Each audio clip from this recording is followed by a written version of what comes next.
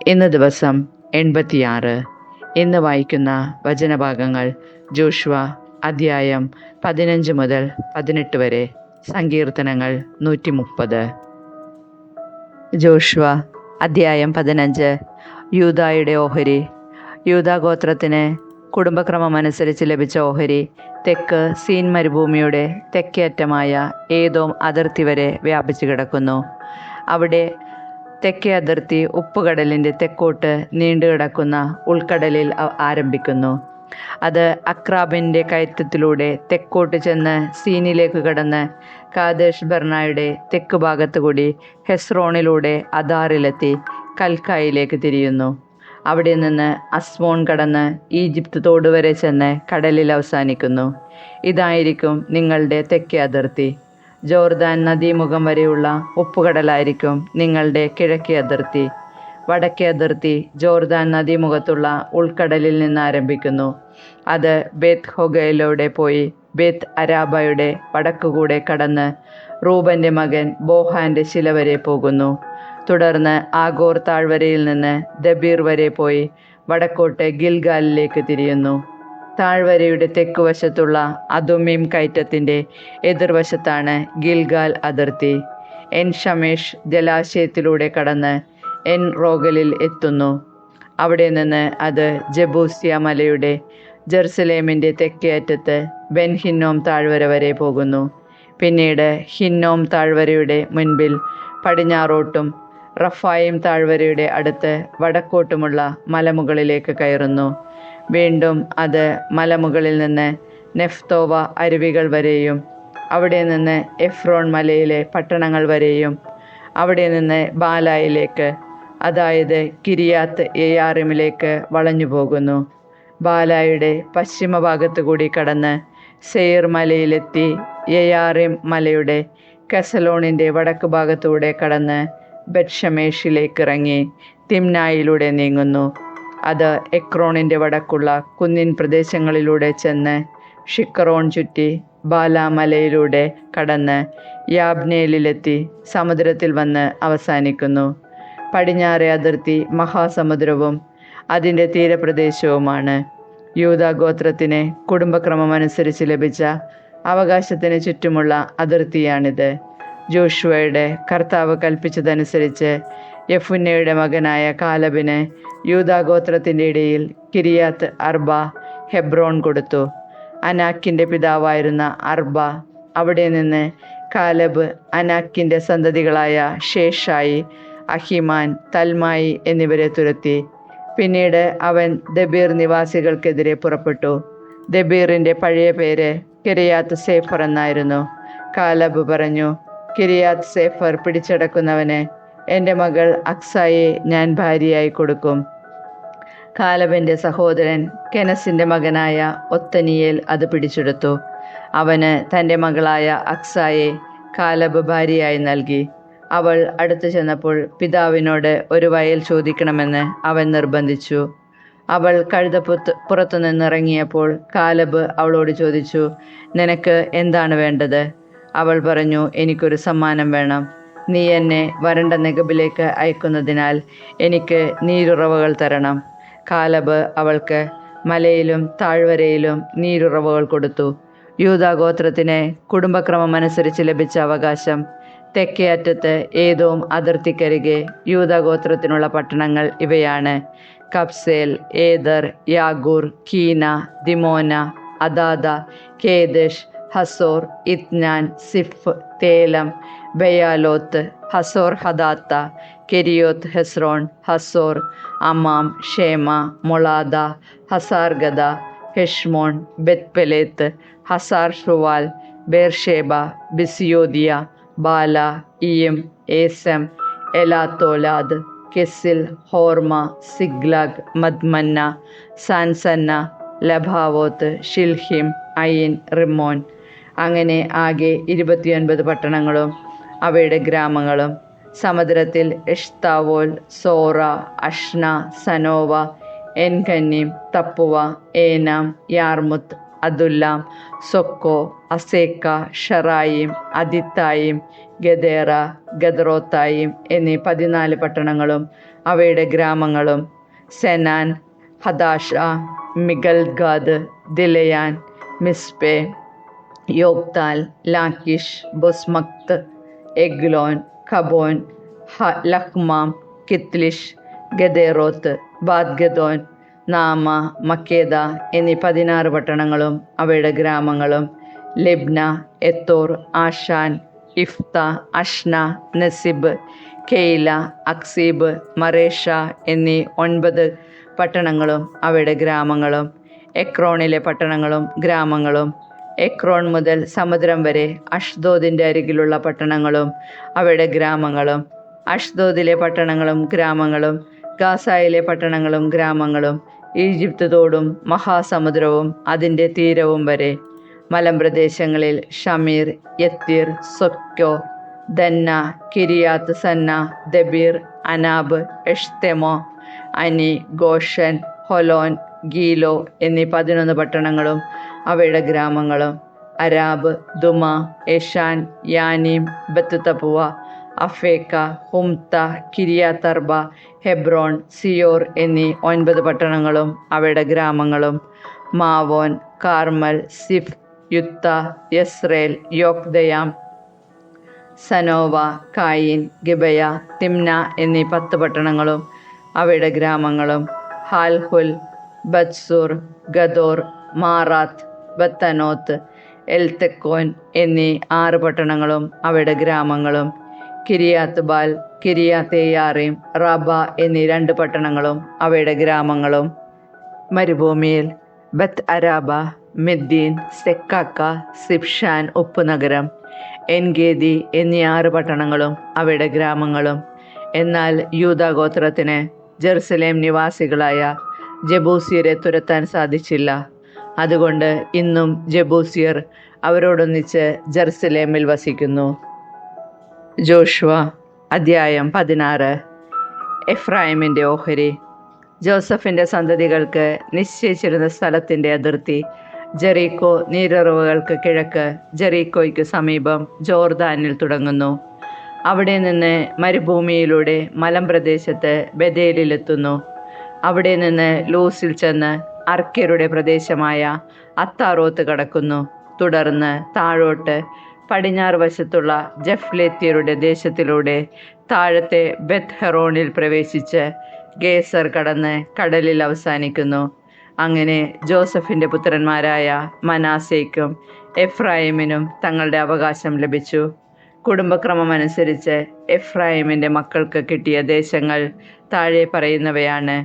കിഴക്ക് അവരുടെ അവകാശത്തിൻ്റെ അതിർത്തി മുകളിലത്തെ ബെത്ത് ഹെറോൺ വരെയുള്ള അത്താറോത്ത് അദാറായിരുന്നു. അവിടെ നിന്ന് അത് കടൽ വരെ വ്യാപിച്ചു കിടക്കുന്നു. വടക്ക് മിക്മെത്താത്ത, കിഴക്കേ അതിർത്തി തനാത് ഷിലോ, വളഞ്ഞ് കിഴക്ക് യനോവായിലെത്തുന്നു. അവിടെ നിന്ന് താഴോട്ടിറങ്ങി അത്താറോത്തിലും നാറായിലുമെത്തി ജെറീക്കോയെ തൊട്ട് ജോർദാനിൽ അവസാനിക്കുന്നു. വീണ്ടും തപ്പുവായിൽ നിന്ന് അതിർത്തി കാനാത്തോടിൻ്റെ പടിഞ്ഞാറ് ഭാഗത്തൂടെ കടന്ന് കടലിൽ അവസാനിക്കുന്നു. എഫ്രായിം ഗോത്രത്തിന് കുടുംബക്രമമനുസരിച്ച് ലഭിച്ച അവകാശം ഇതാണ്. മനാസെ ഗോത്രത്തിൻ്റെ അതിർത്തിക്കുള്ളിൽ നീക്കിവെച്ച പട്ടണങ്ങളും ഗ്രാമങ്ങളും കൂടി എഫ്രായിം ഗോത്രത്തിന് ലഭിച്ചു. എന്നാൽ ഗേസറിൽ വസിച്ചിരുന്ന കാനാന്യരെ അവർ തുരത്തിയില്ല. അവർ ഇന്നും എഫ്രായിമിന് അടിമവേല ചെയ്ത് വസിക്കുന്നു. ജോഷുവയുടെ പുസ്തകത്തിൽ നിന്ന് അധ്യായം 17. മനാസയുടെ ഓഹരി. പിന്നീട് ജോസഫിൻ്റെ ആദ്യജാതനായ മനാസയുടെ ഗോത്രത്തിന് അവകാശം നൽകി.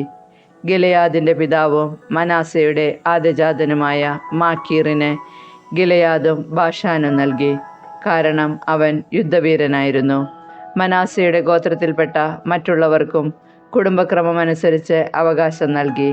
അവർ അബിയേസർ, ഹേലക്, അസ്രിയേൽ, ഷെക്കേം, ഹേഫർ, ഷെമീദ എന്നിവരായിരുന്നു. ഇവർ കുടുംബക്രമമനുസരിച്ച് ജോസഫിൻ്റെ മകനായ മനാസയുടെ പിൻഗാമികളായിരുന്നു. മനാസയുടെ മകൻ മാക്കീറിൻ്റെ മകനാണ് ഗിലെയാദ്. അവൻ്റെ മകനായ സെലോഫെഹാദിന് പുത്രന്മാരുണ്ടായിരുന്നില്ല, പുത്രിമാർ മാത്രം. അവർ മഹ്ല, നോവ, ഹോഗ്ല, മിൽക്ക, തിർസ എന്നിവരായിരുന്നു. അവർ പുരോഹിതനായ എലയാസറിൻ്റെയും നൂനിൻ്റെ മകനായ ജോഷുവയുടെയും പ്രമാണികളുടെയും മുമ്പാകെ വന്നു പറഞ്ഞു, ഞങ്ങളുടെ സഹോദരന്മാരോടൊപ്പം ഞങ്ങൾക്കും അവകാശം നൽകണമെന്ന് കർത്താവ് മോശയോട് കൽപ്പിച്ചിട്ടുണ്ട്. അതനുസരിച്ച് ജോഷുവ അവരുടെ പിതൃസഹോദരന്മാരോടൊപ്പം അവർക്കും അവകാശം നൽകി.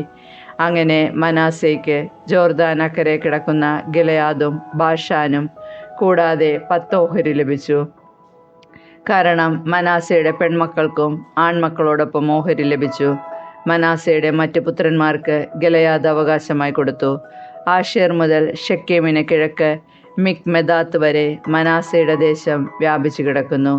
അതിൻ്റെ തെക്കേ അതിർത്തി എൻ തപ്പുവ വരെ നീണ്ടു കിടക്കുന്നു. തപ്പുവ ദേശം മനാസയുടെ അവകാശമായിരുന്നു. എന്നാൽ മനാസയുടെ അതിർത്തിയിലുള്ള തപ്പുവ പട്ടണം എഫ്രായിമിൻ്റെ മക്കളുടെ അവകാശമായിരുന്നു. അതിർത്തി വീണ്ടും തെക്കോട്ട് കാനാത്തോട് വരെ പോകുന്നു. മനാസയുടെ പട്ടണങ്ങളിൽ തോടിന് തെക്കുള്ള പട്ടണങ്ങൾ എഫ്രായിമിനുള്ളതാണ്.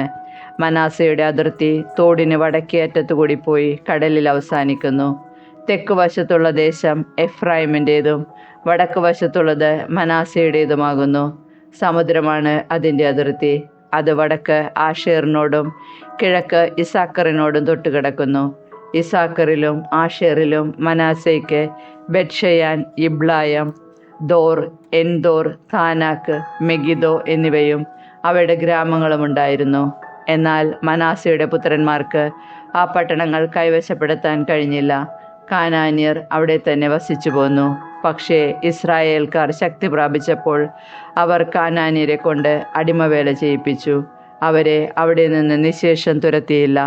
ജോസഫിൻ്റെ സന്തതികൾ ജോഷുവയോട് ചോദിച്ചു, കർത്താവിൻ്റെ അനുഗ്രഹത്താൽ ഞങ്ങൾ ഒരു വലിയ ജനമായിരിക്കെ എന്തുകൊണ്ടാണ് ഞങ്ങൾക്കൊരു വിഹിതം മാത്രം തന്നത്? ജോഷുവ അവരോട് പറഞ്ഞു, നിങ്ങൾ ഒരു വലിയ ജനതയാണെങ്കിൽ പെരീസ്യരുടെയും റഫായിമിൻ്റെയും ദേശങ്ങളിൽ പോയി വനം തെളിച്ച് ഭൂമി സ്വന്തമാക്കുവിൻ. എഫ്രായിമിൻ്റെ മലമ്പ്രദേശങ്ങൾ നിങ്ങൾക്ക് തീരെ അപര്യാപ്തമാണല്ലോ. അവർ പറഞ്ഞു, മലമ്പ്രദേശങ്ങൾ മതിയാവുകയില്ല. എന്നാൽ സമതലങ്ങളിൽ വസിക്കുന്ന കാനാന്യർക്കും ബെത്ഷെയാനിലും അതിൻ്റെ ഗ്രാമങ്ങളിലും ജസ്രയേൽ താഴ്വരയിലും വസിക്കുന്നവർക്കും ഇരുമ്പ് രഥങ്ങളുണ്ട്. ജോസഫിൻ്റെ ഗോത്രങ്ങളായ എഫ്രായിമിനോടും മനാസയോടും ജോഷുവ പറഞ്ഞു, നിങ്ങൾ വലിയൊരു ജനതയാണ്, ശക്തിയുമുണ്ട്. നിങ്ങൾക്ക് ഒരു ഓഹരി മാത്രം പോരാ. മലമ്പ്രദേശങ്ങൾ മുഴുവൻ നിങ്ങൾക്കിരിക്കട്ടെ. അത് വനമാണെങ്കിലും അതിൻ്റെ അങ്ങേ അതിർത്തി വരെ തെളിച്ച് നിങ്ങൾക്ക് സ്വന്തമാക്കിയെടുക്കാം. കാനാന്യർ ശക്തന്മാരും ഇരുമ്പ് രഥങ്ങളുള്ളവരുമാണെങ്കിലും നിങ്ങൾക്കവരെ തുരത്തിയോടിക്കാം. ജോഷുവ അധ്യായം 18. ശേഷിച്ച 7 ഗോത്രങ്ങൾ. ഇസ്രായേൽ ജനം ഷീലോയിൽ ഒന്നിച്ചുകൂടി അവിടെ സമാഗമ കൂടാരം സ്ഥാപിച്ചു. ആ ദേശം അവർക്ക് അധീനമായിരുന്നു. ഇനിയും അവകാശം ലഭിക്കാത്ത 7 ഗോത്രങ്ങൾ ഇസ്രായേൽക്കാരുടെ ഇടയിൽ ഉണ്ടായിരുന്നു. അതിനാൽ ജോഷുവ ഇസ്രായേൽ ജനത്തോട് പറഞ്ഞു, നിങ്ങളുടെ പിതാക്കന്മാരുടെ ദൈവമായ കർത്താവ് നിങ്ങൾക്ക് നൽകിയിരിക്കുന്ന ദേശം കൈവശപ്പെടുത്താതെ എത്ര നാൾ നിങ്ങൾ അലസരായിരിക്കും? ഓരോ ഗോത്രത്തിൽ നിന്ന് 3 പേരെ വീതം തിരഞ്ഞെടുക്കുവിൻ. ഞാൻ അവരെ ആ ദേശത്തേക്ക് അയക്കാം. അവർ ചുറ്റി സഞ്ചരിച്ച് തങ്ങൾ കൈവശമാക്കാൻ ഉദ്ദേശിക്കുന്ന ഭാഗത്തിൻ്റെ വിവരങ്ങൾ ശേഖരിച്ചു കൊണ്ടുവരട്ടെ. അവർ അത് 7 ഭാഗങ്ങളായി തിരിക്കണം. യൂദ തെക്ക് ഭാഗത്തുള്ള തൻ്റെ ദേശത്ത് താമസം തുടരട്ടെ. ജോസഫിൻ്റെ കുടുംബം വടക്ക് ഭാഗത്തുള്ള തങ്ങളുടെ സ്ഥലത്തും. നിങ്ങൾ ആ പ്രദേശം 7ആയി തിരിച്ച് വിവരം എനിക്ക് തരുവിൻ. ഞാൻ നമ്മുടെ ദൈവമായ കർത്താവിൻ്റെ മുൻപിൽ നറുക്കിട്ട് അത് നിങ്ങൾക്ക് നൽകാം. ലേവ്യർക്ക് നിങ്ങളുടെ ഇടയിൽ ഓഹരി ഉണ്ടായിരിക്കുകയില്ല. കർത്താവിൻ്റെ പൗരോഹിത്യമാണ് അവരുടെ ഓഹരി. ജോർദാന് കിഴക്ക് ഗാദിനും റൂബനും മനാസയുടെ അർദ്ധഗോത്രത്തിനും തങ്ങളുടെ അവകാശം ലഭിച്ചിട്ടുണ്ട്. ഇത് കർത്താവിൻ്റെ ദാസനായ മോശ അവർക്ക് നൽകിയതാണ്. അവർ യാത്ര പുറപ്പെട്ടു. ദേശത്ത് ചുറ്റി സഞ്ചരിച്ച് വിവരം ശേഖരിച്ച് മടങ്ങി വരുവേൻ. ഇവിടെ ഷീലോയിൽ കർത്താവിൻ്റെ മുൻപിൽ ഞാൻ നിങ്ങൾക്ക് വേണ്ടി നറുക്കിടാം എന്ന് ജോഷുവ പറഞ്ഞു. അവർ പോയി ചുറ്റി സഞ്ചരിച്ച് ദേശത്തെ 7ആയി തിരിച്ച് പട്ടണങ്ങളടക്കം വിവരം രേഖപ്പെടുത്തി. അവർ ഷീലോയിൽ ജോഷുവയുടെ അടുത്ത് പാളയത്തിൽ മടങ്ങിയെത്തി. അപ്പോൾ ജോഷുവ അവർക്ക് വേണ്ടി ഷീലോയിൽ കർത്താവിൻ്റെ മുൻപിൽ വെച്ച് നറുക്കിട്ടു. അവൻ ഇസ്രായേൽ ജനത്തിന് ആ ദേശം ഗോത്രമനുസരിച്ച് വിഭജിച്ചു കൊടുത്തു. ബെഞ്ചമിൻ, ബെഞ്ചമിൻ ഗോത്രത്തിലെ കുടുംബങ്ങൾക്ക് നറുക്കു വീണു. യൂദാ ഗോത്രത്തിൻ്റെയും ജോസഫ് ഗോത്രത്തിൻ്റെയും മധ്യേ കിടക്കുന്ന പ്രദേശമാണ് അവർക്ക് ലഭിച്ചത്. അവരുടെ വടക്കേ അതിർത്തി ജോർദാനിൽ തുടങ്ങി ജെറീക്കോയുടെ പാർശ്വം വരെ ചെന്ന് മലമ്പ്രദേശങ്ങളിലൂടെ പടിഞ്ഞാറോട്ട് കടന്ന് ബേത്ത് അവാൻ മരുഭൂമിയിലെത്തുന്നു. അവിടെ നിന്ന് ലൂസിൻ്റെ ബദേലിൻ്റെ തെക്ക് ഭാഗത്തൂടെ കടന്ന് താഴോട്ട് ബേത്ത് ഹൊറോണിൻ്റെ തെക്ക് കിടക്കുന്ന മലയിലൂടെ അത്താറോത്ത് അദാറിലേക്ക് ഇറങ്ങുന്നു. വീണ്ടും അത് പടിഞ്ഞാറ് ഭാഗത്ത് തിരിഞ്ഞ് തെക്കോട്ട് പോയി ബേത്ത് ഹറമിനെതിരെ കിടക്കുന്ന മലയിൽ നിന്ന് യൂദാഗോത്രത്തിൻ്റെ പട്ടണമായ കിരിയാത്ത് ബാലിൽ കിരിയാത്ത് ഏയാറിമിൽ വന്നു നിൽക്കുന്നു. അവരുടെ പടിഞ്ഞാറേ അതിർത്തിയാണിത്. തെക്ക് ഭാഗം കിരിയാത്ത് ഏയാറിമിൻ്റെ പ്രാന്തങ്ങളിൽ ആരംഭിക്കുന്നു.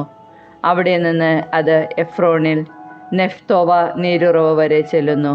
അനന്തരം അത് താഴോട്ട് റഫായിം താഴ്വരയുടെ വടക്കേറ്റത്തുള്ള ഹിന്നോമിൻ്റെ മകൻ്റെ താഴ്വരയ്ക്ക് അഭിമുഖമായി നിൽക്കുന്ന പർവ്വതത്തിൻ്റെ അതിർത്തി വരെയും എത്തുന്നു.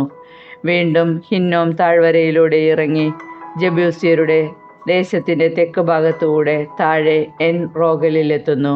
പിന്നീടത് വടക്കോട്ട് തിരിഞ്ഞ് എൻ ഷമേഷിൽ ചെന്ന് അദുമ്മീം കയറ്റത്തിനെതിരെ കിടക്കുന്ന ഗലീലോത്തിലെത്തി താഴേക്കിറങ്ങി റൂബൻ്റെ മകനായ ബോഹൻ്റെ ശില വരെ എത്തുന്നു. വീണ്ടും ബത്ത് അരാബയ്ക്ക് വടക്കോട്ട് കടന്ന് താഴേക്കിറങ്ങി അരാബായിലെത്തുന്നു. ബത്ത് ഹോഗലയുടെ വടക്ക് ഭാഗത്തു കൂടി ജോർദാൻ്റെ തെക്കേ അറ്റത്തുള്ള ഉപ്പുകടലിൻ്റെ വടക്കേ അറ്റത്ത് കിടക്കുന്ന ഉൾക്കടലിൽ അവസാനിക്കുന്നു. ഇതാണ് തെക്കേ അതിർത്തി. കിഴക്കേ അതിർത്തി ജോർദാനാണ്. ബെഞ്ചമിൻ ഗോത്രത്തിന് കുടുംബക്രമമനുസരിച്ച് ലഭിച്ച അവകാശത്തിൻ്റെ അതിർത്തികളാണിവ. കുടുംബക്രമമനുസരിച്ച് ബെഞ്ചമിൻ ഗോത്രത്തിനുള്ള പട്ടണങ്ങൾ ഇവയാണ്: ജെറീക്കോ, ബത്ത് ഹോഗ്ല, എമേക് കസീസ്, ബത്ത് അരാബ, സെമറായിം, ബദേൽ, ആറാവീം, പാര, ഓഫ്ര, കേഫാർ അമ്മോനി, ഓഫ്നി, ഗേബ എന്നീ 12 പട്ടണങ്ങളും അവയുടെ ഗ്രാമങ്ങളും. ഗബയോൻ, റാമ, ബെരോത്ത്, മിസ്പെ, കെഫീര, മോസ, റക്കേം, ഇർപ്പേൽ, തരാല, സേല, ഹായേലെഫ്, ജബൂസ്, ജെറുസലേം, ഗിബയ, കിരിയാത്തിയാറിം എന്നീ 14 പട്ടണങ്ങളും അവയുടെ ഗ്രാമങ്ങളും. ബെഞ്ചമിൻ ഗോത്രത്തിന് കുടുംബക്രമമനുസരിച്ച് ലഭിച്ച ഓഹരിയാണിത്. സങ്കീർത്തനങ്ങൾ 130. അഗാധത്തിൽ നിന്ന്. കർത്താവേ, അഗാധത്തിൽ നിന്ന് ഞാൻ അങ്ങയെ വിളിച്ചപേക്ഷിക്കുന്നു. കർത്താവേ, എൻ്റെ പ്രാർത്ഥന കേൾക്കണമേ. ചെവി ചായ്ച്ച് എൻ്റെ യാചനകളുടെ സ്വരം ശ്രവിക്കണമേ.